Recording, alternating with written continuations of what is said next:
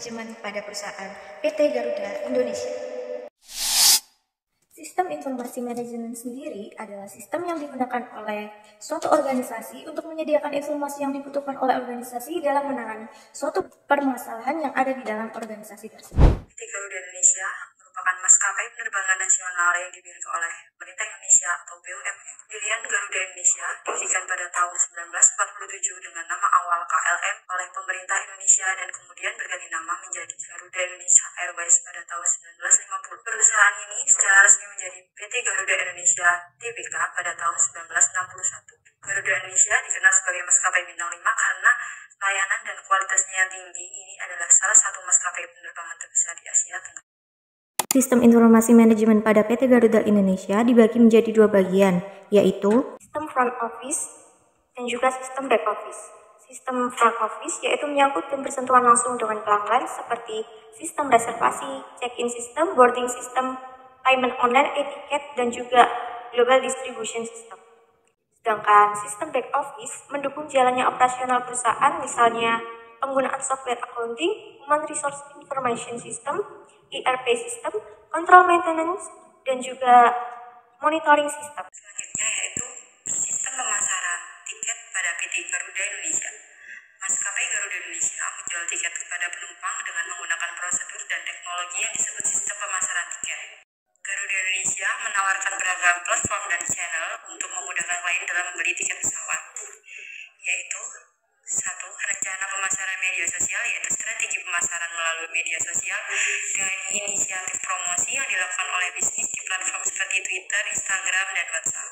Yang kedua, menggunakan travel fair sebagai alat pemasaran. Yang ketiga, menjalin partnership kemitraan. Yang keempat, menggunakan taktik penjualan dan pemasaran langsung.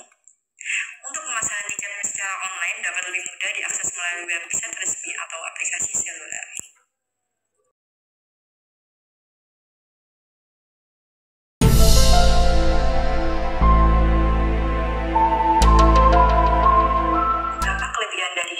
Informasi yang digunakan oleh PT Garuda, yaitu pertama, peningkatan efisiensi operasional, kedua, pengambilan keputusan yang lebih baik, peningkatan layanan pelanggan, dan pengurangan biaya. Untuk kekurangan SIM pada PT Garuda, yaitu biaya implementasi awal yang lebih tinggi, ketergantungan pada teknologi, ketidaksesuaian dengan permintaan bisnis, tantangan integrasi.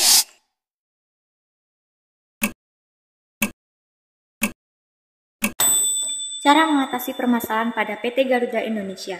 Yang pertama yaitu analisis mendalam. Perusahaan harus melakukan analisis menyeluruh terhadap berbagai aspek operasionalnya, termasuk keuangan, operasi, dan manajemen pelanggan. Yang kedua, perbaikan proses. Setelah identifikasi masalah, perusahaan perlu memperbaiki proses operasional yang tidak efisien dan menghilangkan ketidaksempurnaan dalam operasinya. Yang ketiga yaitu inovasi teknologi.